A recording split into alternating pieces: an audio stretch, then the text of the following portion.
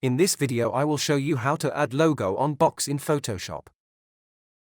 Press Ctrl A select. Press Ctrl C copy. Create a new layer. Go to Filter and choose Vanishing Point. Select the box area. Follow the process.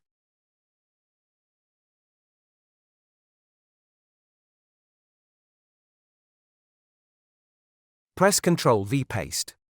Adjust the logo.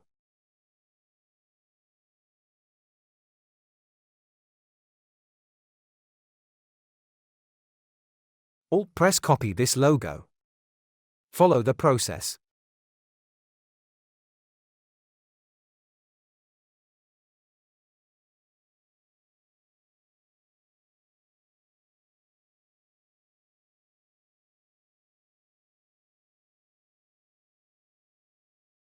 Press OK.